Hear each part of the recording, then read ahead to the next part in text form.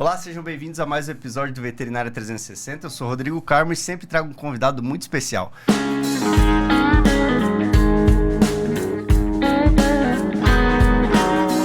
Hoje nós vamos falar sobre oncologia e genética, um tema muito importante. Para falar sobre esse tema, eu converso com Lucas Rodrigues, que ele é CEO e diretor científico do Box for Pets, diretor e responsável pelo Estima Diagnósticos e Especialidades.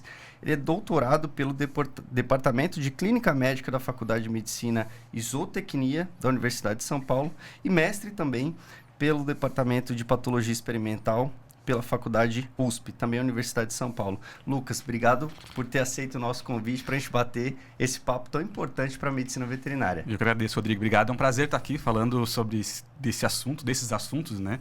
Que eu sou tão apaixonado e venho estudando e trabalhando há bastante tempo. Legal. Você já é formado há 20 anos, né? De experiência, e essa rotina te trouxe muitos conhecimentos, né? Principalmente como pesquisador. Eu entrei, na verdade, na área da pesquisa e da oncologia na faculdade ainda. Fui fazendo um projeto de iniciação científica meio de paraquedas, assim. E meu primeiro projeto foi com tumor de mama, né?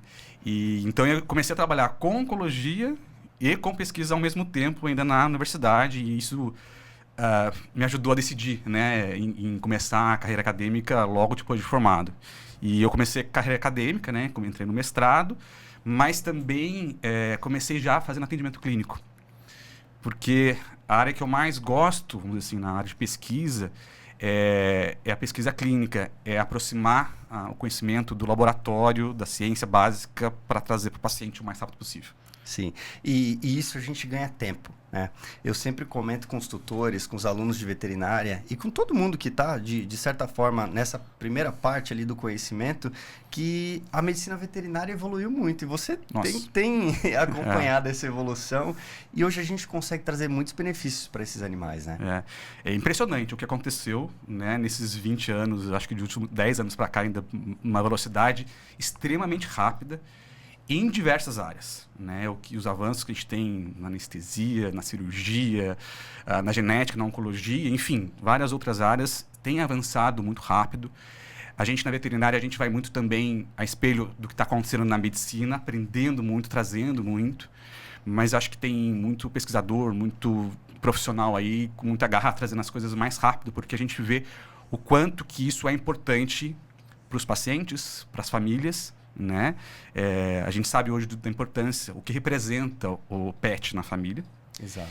E as deficiências que ainda tem para cuidar da saúde dele. Então, eu acho que isso dá um gás muito grande para a gente ir para o laboratório, buscar inovação na medicina e conseguir aplicar isso para o paciente o mais rápido possível, sabe? Sim. Você começou falando sobre esses tumores, entrando ali na oncologia, e quando a gente fala desse tema do câncer, muita gente associa a um destino trágico para o animal. E não é bem assim. Hoje nós temos recursos disponíveis para oferecer para esse animal, né? Muito, muito. Tem crescido bastante. Câncer é uma palavra que todo mundo já arrepia, né? Tem um medo, só né? de ouvir. E sim, lógico, logicamente um estigma muito grande sobre a palavra, sobre a doença, mas o câncer não é uma doença. O câncer, ele representa um conjunto de doenças de diversos tipos, diversos graus. E, logicamente, tem doenças extremamente difíceis de a gente conseguir tratar, doenças agressivas, mas tem uma grande parte que é extremamente tratável, que a gente consegue curar. E a gente tem conseguido aumentar a taxa de cura desses pacientes com câncer e também trabalhado muito na qualidade de vida, na manutenção. Hoje a gente tem uma série de medicações novas, por exemplo, que a gente pode citar a terapia-alvo, que é uma medicação que consegue estabilizar muitos tumores. Então, os pacientes, eles continuam com uma boa qualidade de vida, bem por mais tempo, sendo tratados.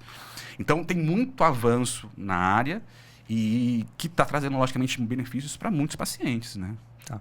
Quando a gente fala desses sinais que o animal começa a apresentar, como que o tutor, dentro de casa, ele consegue ter uma noção, olha, isso aqui não está legal. Esse animal está apresentando coisas diferentes. Quais são os principais sinais que a gente vê quando se trata de câncer? Como o câncer é uma doença que pode cometer todos os órgãos, né, a gente tem sintomas extremamente variáveis. Mas alguns chamam bastante atenção, como a perda de apetite, o vômito frequente, a diarreia ou diarreia com sangue. O paciente que está emagrecendo, mesmo comendo a mesma coisa. O paciente que está tossindo o tempo todo. Muito importante. Na pele, a pele é um órgão que tem uma incidência altíssima de câncer. Então, qualquer nódulo que aparece na pele. Ferida que não cicatriza, por exemplo. Ou mau cheiro na região da boca, na narina. Então, todas essas são alterações que podem indicar. Né, a presença da... Pode ser qualquer outra coisa? Pode. Uhum. Mas também pode ser um tumor. Então, e quando a gente fala de câncer, né, Rodrigo, assim, o que vira chave em termos de prognóstico, o que melhora o resultado do tratamento é sempre o diagnóstico precoce e a intervenção mais rápida possível. Então, o alerta que a gente sempre fala para as pessoas é: não perca tempo. Não fique esperando. O quanto antes você identificar a alteração, entender o que está acontecendo e tratar, vai ser o momento principal que você tem de conseguir evitar que a doença avance e você não tenha mais o que fazer. Uhum. Né? Esse ponto que você comentou é tão importante para a gente trazer essa proximidade para o tutor, que a medicina veterinária avançou, tem recursos disponíveis, são mais acessíveis do que há muitos anos atrás, e alguns desses tumores, eles podem ter uma origem genética. Né? Então, a gente faz essa relação. O que a gente pode trazer como um direcionamento para esse tutor? O que a gente tem de disponível hoje para falar: olha, esse animal ele tem a possibilidade de ter essas doenças? Sim. Hoje a gente tem uma grande inovação na área de genética, que é a gente conseguir utilizar a informação genética para predizer doença. Tá? O que é isso? A gente sabe que em cada uma das nossas células, né, a gente tem o DNA ali, e esse DNA carrega todas as informações do corpo. Como vai ser o tamanho do pelo, a cor do pelo, o tamanho do focinho, da orelha, mas também como as proteínas vão trabalhar e funcionar, como o metabolismo do organismo vai acontecer. E essas alterações nessas proteínas que fazem a função do organismo, se tiver uma alteração nessas proteínas, as doenças vão acontecer. Então, a gente analisando o DNA daquele paciente, a gente consegue entender o risco dele desenvolver uma série de doenças ao longo da vida. Quais doenças? São muitas, mas eu posso citar, por exemplo, cálculo renal. A gente pode citar a mutação de um gene chamado MDR1, que ele faz com que algumas substâncias sejam tóxicas para alguns cães. Vermífugos podem causar toxicidade para alguns cães. A gente está falando de doenças que causam alterações como convulsão, atrofia da retina, sangramento descontrolado. Então, a gente consegue, num mapeamento genético, num único teste genético, ter um diagnóstico muito amplo do que quais são os riscos dele. E aí que eu faço, né? Acho que o ponto é esse, essa né? é a segunda pergunta. O que eu faço? Eu descobri. Nossa, vi tudo isso, o que eu vou fazer agora? Exato. Né? Nessa hora, a ideia é você montar um plano preventivo, individualizado, que não é igual para cada paciente tem né? Não é um plano para todo mundo, baseado nos seus riscos, para você minimizar o impacto daquela doença. Tem doença que não vai ter como curar, mas eu consigo diminuir o impacto disso. Eu vou contar um caso bem legal de uma colega nossa, que ela adotou um cachorro. E o cachorro já tinha um pouco mais de idade, ela adotou, levou para casa e ela fez o teste genético. Né? E aí no teste genético desse cachorro, era um cachorro sem raça definida, tinha uma mutação que favorecia, né, que aumentava o risco dele desenvolver atrofia de retina. Ou seja, os pacientes que têm atrofia de retina, eles ficam cegos muito precocemente. E é muito rápido. Temos como evitar isso? Não. O que ela fez? Ela chamou um adestrador e desde a infância do filhote foi ensinando esse cachorro a aprender os comandos e a conduzir a vida dele para que, quando houvesse essa perda da visão, que seria abrupta, isso causasse menos impacto na vida desse cachorro. Ele soubesse lidar com a perda de visão de uma maneira muito mais tranquila. E aí evitar sofrimento para o animal. Então, assim, mesmo quando a gente tem informação e eu não consigo prevenir, eu consigo minimizar o efeito disso no paciente. E é isso que vai trazer benefício, qualidade de vida e tranquilidade para as pessoas e para os seus pets.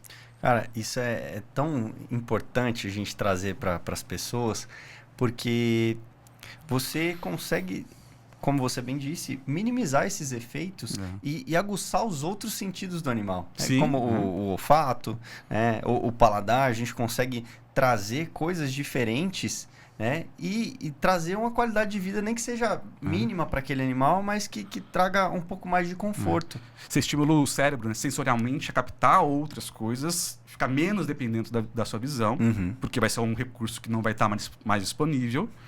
E aí o sofrimento é minimizado para aquele paciente, de uma certa forma. Né? A gente ouve ontem, inclusive, na rotina, depois que o cachorrinho ficou cego, ela perdeu a alegria. Né? Não anima mais. Porque realmente é um trauma para o paciente e para a família também. Sim. Né? Então a gente minimiza isso. Quais outras doenças, você comentou bem da atrofia de retina, quais outras doenças que a gente pode prevenir, que são mais comuns assim, para as pessoas, mais leigas, que é muito comum que acontece na rotina? A gente tem cardiomiopatia dilatada. Que é muito comum, que né? é bastante comum. Em algumas raças isso acontece bastante. A gente tem uma doença que é bastante triste, que é a mielopatia degenerativa, que os cães, né, desenvolvem uma paralisia gradativa e vai evoluindo isso para óbito. A gente tem doença renal policística também, que a gente vê na rotina com bastante frequência. Né? E o que a gente tem agora, inclusive, que foi um estudo que a gente fez, alguns marcadores de risco de câncer também, como teste genético, que é uma coisa bastante legal. A gente sabe que o câncer é uma doença com altíssima frequência. Né? 50% dos cães com mais de 10 anos vai desenvolver algum tipo de lesão. Então, enfim, vai acometer muito paciente. Sim. E a ideia é a gente entender se aquele paciente tem um risco aumentado de desenvolver a doença, para que a gente consiga, de certa forma, montar mais uma vez um programa preventivo e eu ter a oportunidade de fazer um diagnóstico precoce, que vai aumentar drasticamente a chance de sucesso de qualquer tratamento que a gente vai colocar. Legal que você trouxe essa questão da prevenção. E teria uma idade adequada para a gente fazer esse teste? Quando ele é filhote? Qual a faixa etária que a gente tem ali? Não, legal a pergunta. A minha recomendação, quanto mais cedo, melhor. Tá. Porque você vai pegar algumas doenças ali, por exemplo, justamente nos primeiros meses de vida que a gente faz vermifugação. E a gente tem, como eu falei, alguns genes que, quando alterados, aumentam a sensibilidade com o vermífugo. Pode causar reações em alguns animais. Border Collie e entre outras raças. Border Collie. Então, alguns cães que têm a mutação no gene MDR1 vão ter sensibilidade a uma série de medicamentos. O mais conhecido deles é a ivermectina. Sim. Mas não só a ivermectina. Que é tão usado na rotina. Exatamente. A gente está falando de ondansetrona, por exemplo, e uma série de outras medicações. Sim. Anestésicos. Então, se eu souber essa informação quando ele é filhote, eu vou escolher adequadamente as medicações que eu vou prescrever para ele. Se ele for passar por uma castração, eu vou saber se ele tem alguma doença genética que vai aumentar o risco de sangramento. Tenho certeza que você já ouviu falar de muitos pacientes que vão para uma cirurgia, que o exame de sangue estava normal e que sangrou demais. Sim. Acontece. Né? E ninguém, às vezes, entende o porquê que está acontecendo aquilo. Mas tem uma série de doenças genéticas que causam alterações hematológicas que muitas vezes não são diagnosticadas. E se eu tenho essa informação, eu vou planejar um procedimento cirúrgico já com todos os recursos para que eu não tenha risco naquela cirurgia. E é importante a gente falar desse ponto dos exames pré-operatórios, que hoje nós temos com tanta facilidade, tanta disponibilidade para os tutores. A gente tem hemograma, eletrocardiograma, tem o ecocardiograma também. Conversar com o anestesista, trazer essas informações para que a gente tenha cada vez mais segurança no procedimento cirúrgico, né? Ninguém quer tomar susto, né? Exato. É um procedimento sério. Né? A gente, às vezes, vê, infelizmente, a banalização de alguns procedimentos cirúrgicos. A castração é um deles. Eu sempre falo para todo mundo, a castração, principalmente da fêmea, É uma das técnicas Super cirúrgicas complexa. mais difíceis na rotina. É. Se não a mais difícil Sim, dentro envolve certas muitos abordagens, fatores, sim, várias exato. etapas, né, E complexas. é tão banalizada, não, é só a castração. Eu falei, não, pera lá. Vamos conversar, eu vou te apresentar os riscos, todos os cuidados da técnica, que a gente pode ter complicações ali seríssimas. Exatamente. E assim, e aí quando acontece o problema, e aí você tem como voltar atrás? Exato. Então, assim, acho que esse arrependimento de não ter feito as etapas, né, de uma forma correta é complicado. Né? E hoje eu sempre trago para os tutores a questão da segurança. Né? Muito tempo atrás o médico veterinário ele fazia tudo. Né? Um único médico veterinário. E hoje a gente tem equipes multidisciplinares. Sim. E as especialidades se complementam. Então as coisas vão conversando e a gente tem profissionais responsáveis por cada área. A gente tem o anestesista, tem o cirurgião, tem o laboratório que vai nos dar todo a responsabilidade ali de segurança daquele procedimento. Então, hoje tem muita coisa muito acessível.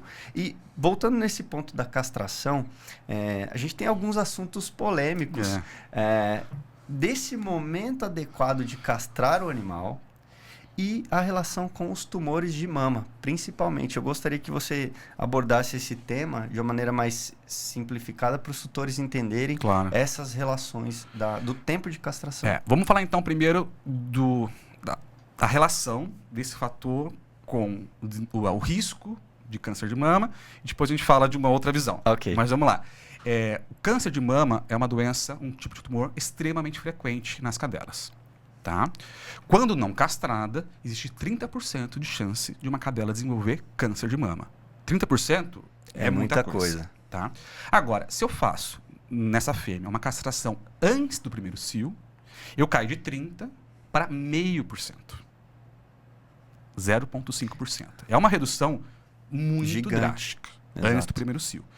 Se eu faço a castração entre primeiro e segundo cio, essa incidência de 30% cai para 6% a 8%. Então, é uma incidência importante. Então, com esses dados, principalmente nos Estados Unidos, por muitos anos, e ainda é assim, se recomendou a castração antes do primeiro cio, para você cair de 30% para 0,5%. Tanto que nos Estados Unidos, a incidência de câncer de mama nas cadelas é baixíssima. Porque a boa parte das cadelas são castradas. Sim. Enquanto que na Europa e no Brasil ainda temos incidências altas desse tumor, porque a castração é feita mais tardiamente. Mas o que aconteceu depois? Então, assim, durante muito tempo, né, nos Estados Unidos, a recomendação precoce, e no Brasil também começamos a indicar a castração antes do primeiro cio. Já faz 20 anos que se fala disso, baseado nesses dados que eu acabei de colocar aqui. Sim. Porém, estudos um pouco mais recentes correlacionaram a castração precoce com uma série de outras doenças articulares e também com o risco de desenvolvimento de outros tumores, como o tumor ósseo, por exemplo. Então ficou complicado, né? Porque se eu faço precocemente, legal para o tumor de mama, mas também eu aumento o risco de outros problemas. Né? Mas, é o que eu sempre falo, né, Rodrigo? Assim, a ciência ela não é feita com uma publicação, com 2 publicações. Ela demora tempo, ela precisa amadurecer. Ela precisa ser repetida, ser feita por vários grupos, um número grande de animais. Precisa de um número muito grande. Exatamente. Né? Então, assim, a gente tem alguns trabalhos realmente fazendo essa correlação. Muitos pesquisadores ainda falando, gente, esses trabalhos ainda são precoces, vamos ver com cuidado. Então, assim, esses trabalhos, eles realmente acendem um sinal vermelho importante, tá? Eu diria ainda que precisamos de mais estudos para poder entender melhor esse assunto. No Brasil, nós fizemos um consenso do tumor de mama que a gente faz frequentemente e a recomendação baseada em todos os trabalhos que a gente tem vamos fazer entre primeiro e segundo cio. Então, com isso, a gente vai reduzir o risco de tumor de mama e evitar o risco de outros problemas. Tá. Então, hoje, no Brasil, baseado nesse guia que a gente chama de consenso da neoplasia mamária, das cadelas e das gatas, a recomendação é entre primeiro e segundo cio. Até que a ciência, até que saiam mais publicações, e a gente faça um novo consenso, talvez mude ou não. isso está toda hora evoluindo, mudando. Evoluindo. E a ciência é legal por conta disso, né? Exato. E ter esses números, né, esses embasamentos científicos, traz muita segurança para todo mundo que faz o procedimento cirúrgico, que está ali na rotina clínica e cirúrgica, para direcionar esses tutores da melhor maneira possível e trazendo qualidade de vida para esse animal. Agora, outro ponto que a gente entra, ainda falando sobre os tumores de mama, sobre a mastectomia, que é a retirada da cadeia mamária. Muito tempo atrás, era indicado a retirada total, né, das duas cadeias mamárias, dependendo da quantidade de nódulos e onde eles estavam. Hoje, o que a gente tem como indicador? É unilateral, né? Faz só um lado, espera mais um tempo e faz o outro. Como que a gente faz com essas análises também do histopatológico, né, depois que foi retirada a cadeia? Eu tenho até voltar um pouco atrás. Antigamente tirava só o nódulozinho, lembra? Sim. Tirava só o nódulozinho e tinha muito problema disso. Tinha recidiva, recidiva, voltava, porque tirava só o nódulozinho e deixava a cadeia toda mamária lá. E aí depois veio a recomendação, não, então vamos tirar tudo. Exato. Então saiu do tirar muito pouco para tirar tudo, né? Então, assim, hoje mudou. Hoje a gente faz uma abordagem, uma recomendação cirúrgica baseado principalmente no tamanho do tumor. Tá. E aí vem aquela história, né? É um nódulozinho, cresceu aqui, vamos esperar crescer para ver o que acontece? Quebra completamente esse conceito, porque se você esperar crescer, vai se desenvolver um tumor mais estruturado e a cirurgia vai ser muito mais extensa, ampla. exato. Né? Então, hoje, a indicação de você vai tirar a cadeia toda ou a cadeia parcial, ela está baseada no tamanho do tumor. Tá. Não só na sua localização. Não, e na sua localização para saber que... Porque você nunca tira o nódulo somente, ou só a mama. Você vai sempre tirar um bloco. Esse bloco que vai ser compreendido entre 2 ou 3 mamas. Tá. Se ela tiver na mama intermediária, que a gente chama de M3 ali, independente do tamanho, você vai tirar tudo. Tá. Por quê? Porque a gente sabe que um tumor maligno ele vai ter uma disseminação linfática que pode ser tanto, né, que a gente chama cranial no sentido da cabeça, quanto caudal no sentido da cauda, né, acompanhando a drenagem linfática ali. Então, para a gente conseguir resolver o problema de uma vez, eu preciso tirar aquele nódulo e as mamas que podem ter sido acometidas por aquele nódulo, a da frente e de trás. Então, assim, depois a gente pode até dividir com o pessoal que quiser aí um mapinha assim, de como, de onde está e o tamanho que está e o que tira, como tira. Legal. E outro ponto, quais exames a gente tem disponível para que se faça essa análise desse tamanho desse tumor? Hoje em dia a análise é bastante bem clínica, tá? O que acontece depois disso, na verdade, depois da remoção, baseado no que a gente fala nessa avaliação clínica, não é só clínica, né? Chama de TNM, a gente fala, né? Que é o tumor, o tamanho dele, e também o famoso estadiamento, que é a doença espalhou para algum órgão, então a gente vai avaliar principalmente raio de tórax, para ver se não tem nenhum nódulo lá, e muitas vezes ultrassom de abdômen também, para avaliar se não tem nenhuma lesão. Estadiou, está localizado ali na mama, ótimo, vai para a cirurgia, baseado na localização e na sua dimensão. E aí depois vem a etapa seguinte, que é o histopatológico, que é uma análise bem detalhada daquelas células neoplásicas que estão ali, para a gente entender o risco. E aí tem uma série de classificações que a gente vai avaliar, se o tumor está mais agressivo, menos agressivo, a gente chama mais de indiferenciado ou diferenciado, o que vai favorecer ou diminuir o risco de fazer metástase, né? Que é quando o tumor sai ali da mama e vai para alguma outra região do corpo, e o pulmão é o local que é, infelizmente, bastante acometido. Então, a gente junta essas informações, né, de como era o tumor antes da cirurgia, qual foi o resultado desse histopatológico, e aí a gente vai entender o risco da metástase acontecer. E aí, baseado nesse risco, vai se determinar a necessidade de um tratamento complementar. Qual? A quimioterapia, por exemplo, é uma opção, né? E quimioterapia, ela é muito mais tranquila para os cachorros e para os gatos quando comparado com o ser humano em termos de agressividade, efeito colateral, etc. Né? Existe a quimioterapia metronômica, existe terapia-alvo, e aí existem várias, na verdade, modalidades terapêuticas que você pode utilizar dependendo da necessidade, do grau ou da condição do paciente. Um paciente de 9 anos de idade ou um paciente de 15 anos de idade. né? Tem, enfim, muitas variáveis. Né? O que a família deseja para aquele paciente, né? Sim. Então, eu falo que não... Existem vários protocolos no livro, mas a gente tem que adaptar aquele protocolo a cada caso, entendendo o paciente, né, em todas as suas complexidades. E quando a gente avalia esse paciente comparado com os tratamentos feitos no Brasil, com os tratamentos feitos nos Estados Unidos, tem uma distância muito grande, uma diferença muito grande do ponto de vista científico mesmo, ou a medicina brasileira, a medicina veterinária brasileira, está próxima da realidade americana? Olha, Rodrigo, eu fico boa parte do meu tempo, né, acho que mais de 50% nos Estados Unidos, né, e fiquei em 2 universidades lá. Hoje, enfim, trabalho numa empresa lá e estou sempre em congresso, em todos os eventos científicos. E eu posso dizer que eu tenho muito orgulho da medicina veterinária, como ela é realizada aqui no Brasil. Assim. A gente realmente está muito próximo, né? Lógico que países ricos têm muito mais recursos de equipamento e para poder realizar aqueles procedimentos. Mas o Brasil, sim, tem hospitais e centros fantásticos em termos do que a gente pode fazer, sem falar na qualidade profissional. Sim. Né? A gente tem profissionais aqui no Brasil que são referência, e muitos deles vão para os Estados Unidos, fazem cirurgia lá, voltam, enfim, e rodam o mundo, né? E fazendo isso. Então, realmente, a gente tem que se orgulhar bastante do que a gente tem oferecido aqui. Legal.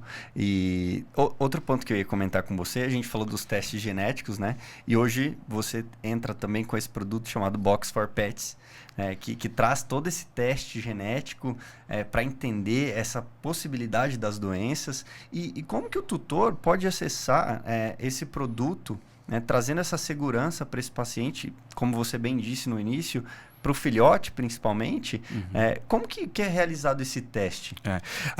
A ideia nossa da Box for Pets, quando a gente decidiu montar aqui no Brasil, era democratizar o acesso ao teste de DNA. Que era uma coisa, antigamente, fora do mundo, e hoje em dia a gente quer que seja o dia a dia. E a gente, na verdade, atende segmentos diferentes.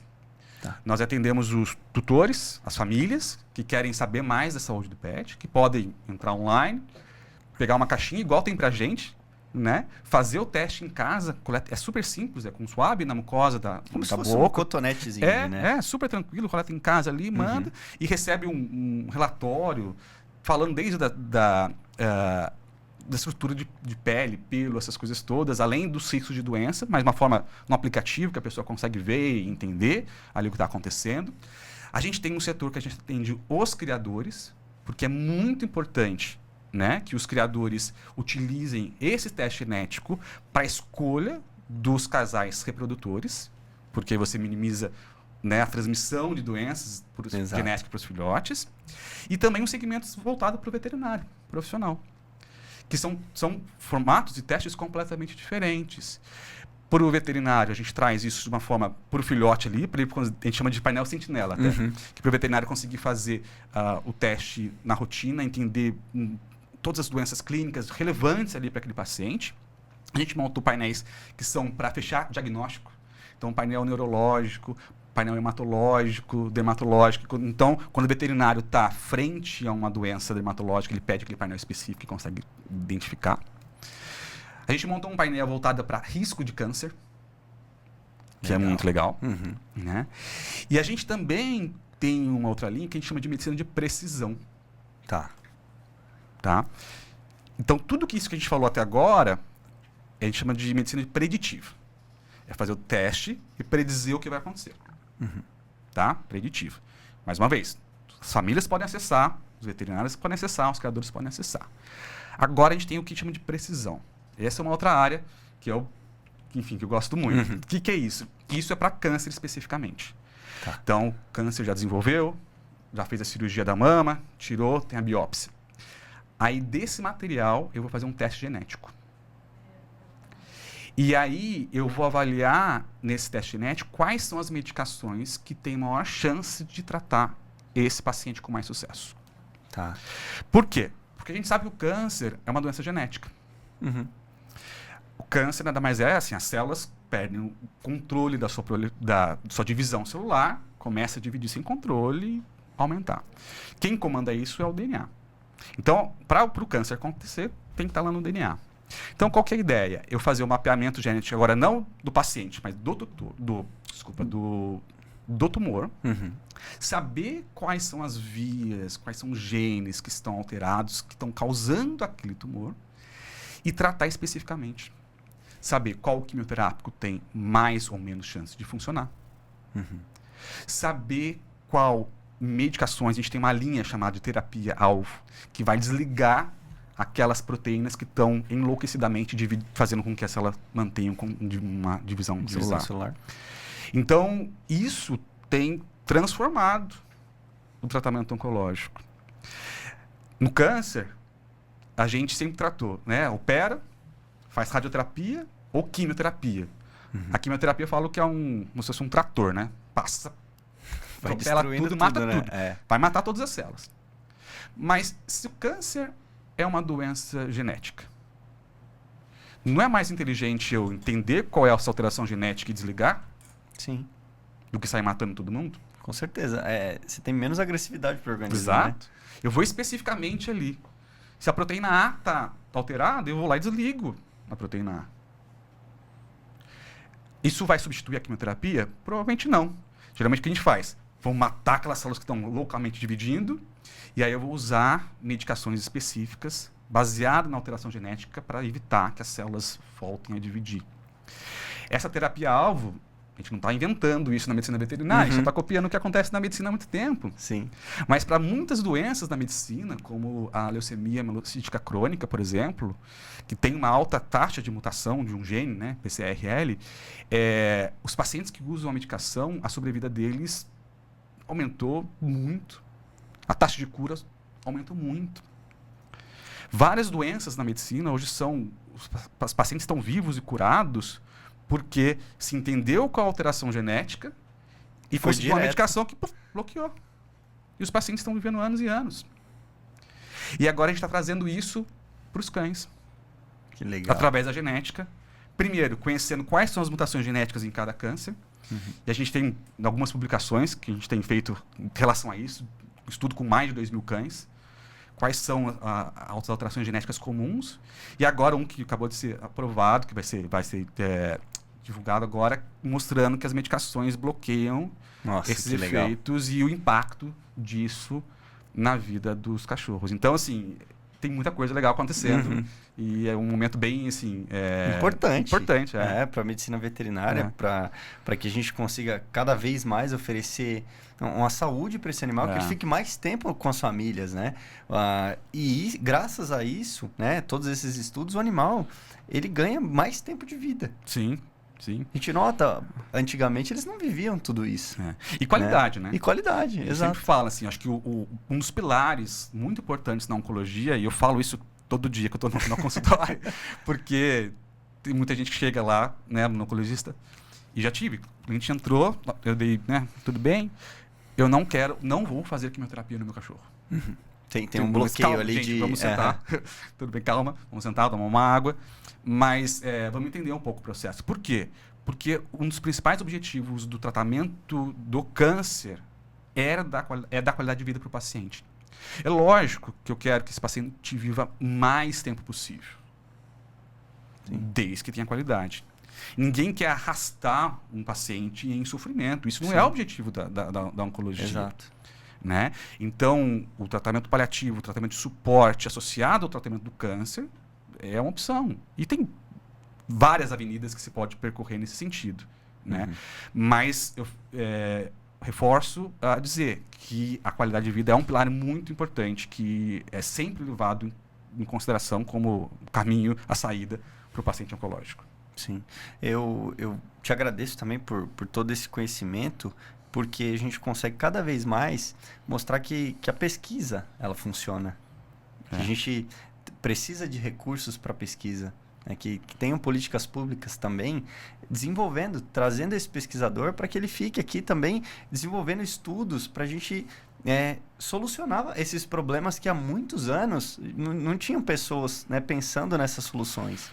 E eu posso até dividir um pouco da minha história, assim, até da minha, sim. até para, enfim, para a gente tentar mudar um pouco isso, né? Mas eu fiz mestrado e doutorado, né, na USP, trabalhando com pesquisa clínica, com pesquisa laboratório, enfim, durante 6, 7 anos eu fiquei lá, na verdade. E aí eu fui fazer o pós-doutorado nos Estados Unidos, né? No meu primeiro ano de pós-doutorado, eu tinha produzido mais ciência do que em 6 anos aqui no Brasil, né? E eu que gosto muito da pesquisa, logicamente estimula você a ficar lá. Tanto que eu fui para ficar 1 ano e fiquei 5. Porque a quantidade de pessoas que querem fazer aquilo acontecer, né? E a facilidade, por exemplo, lá eu precisava de um reagente, eu pedia no dia seguinte estava na minha mesa. Aqui no meu projeto, no Brasil, eu demorei 4, 5 meses para receber uma medicação e um reagente chegou vencido quando chegou. Puxa vida. Então demorou praticamente 1 ano para conseguir fazer um experimento que eu fazia em 1 semana. Por conta de burocracia, importação, todos os riscos, todos os problemas. Então, assim, além da falta de recurso, tem um sistema travado que não acelera Parece a pesquisa. que não quer, né? E eu falo assim, principalmente na minha área de oncologia, eu gosto muito do atendimento clínico, mas eu sou apaixonado pela pesquisa, porque eu falo, quando eu estou num dia de atendimento, eu consigo ajudar, sei lá, 10 pacientes ali, ótimo. Mas numa publicação que eu faço, eu consigo ajudar milhares de pacientes pelo mundo. Sim, com certeza. Né? Então, mas assim, eu acho que essa combinação de laboratório e de clínica da prática, é o que funciona, o negócio faz a coisa acontecer. Com certeza. E tenho certeza que nessa sua trajetória você deve ter atendido vários pacientes que trouxeram alguns ensinamentos para você. Eu gostaria que você compartilhasse com as pessoas que estão nos ouvindo e nos assistindo algum caso que te marcou durante esses 20 anos. Nossa, tenho algumas histórias aqui, mas assim, tem uma que é bem marcante, assim, de um paciente, até que a gente fez, foi bem interessante, um tumor chamado hemangiosarcoma esplênico, é um tumor que dá no baço, extremamente rápido, né, uma evolução bastante rápida, felizmente de uma família, uma tutora muito cuidadosa, que estava sempre acompanhando, vendo, cuidado extremo com a saúde, né, então foi diagnosticado bem precoce, não tão precoce, mas estava já com um tumor, foi para a cirurgia, removeu aquele baço e tinha um diagnóstico de hemangiosarcoma. Esse tumor, o tratamento que a gente tem disponível hoje é com quimioterapia, com doxorubicina. Então, tem o tumor, vai para a cirurgia, tira o baço, faz 5 sessões de quimioterapia. Com tudo isso, cirurgia, quimioterapia, a sobrevida é de 150 a 180 dias. Caramba. Então é extremamente frustrante, né? Sim. Você faz tudo isso e ainda assim... Não tem um prognóstico... Exatamente. Bacana. E aí a tutora queria, né? Não, vamos fazer mais, né? Ninguém está confortável com esse tempo de sobrevida. E a gente levou o material para os Estados Unidos, fez sequenciamento genético lá, uma fase bastante inicial. Identificamos que tinha uma mutação nesse gene. Conseguimos a medicação, conseguimos aqui no Brasil, a rapamicina, inclusive. Começamos a usar.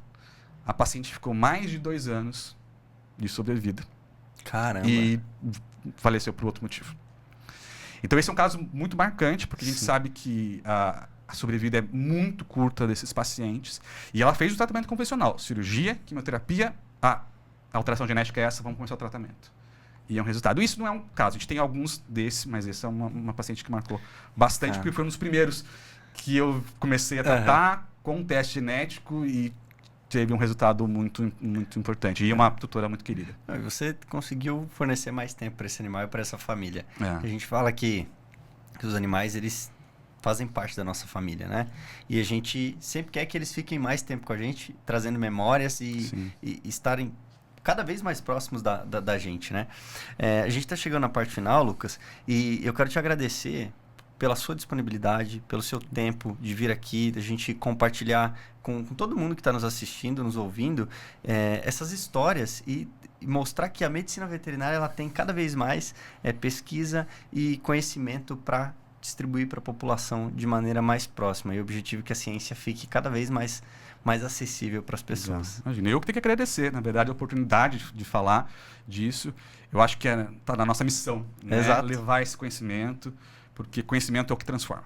Né? Educação, conhecimento é o que faz a sociedade transformar, e impulsionado pela pesquisa para a gente poder, né, produzir conteúdo. E não adianta produzir conteúdo se a gente não disseminar esse conteúdo que a gente produziu. Né? Então, faz parte da minha missão, não só pesquisar, mas também dividir com todo mundo aí que quer conhecer um pouco mais, ajudar seu pet, ajudar todos os animais que precisam aí. Muito bom, muito obrigado, viu? Imagina, eu que agradeço. Bom, se você gostou, curta, comente, compartilhe e até o próximo vídeo.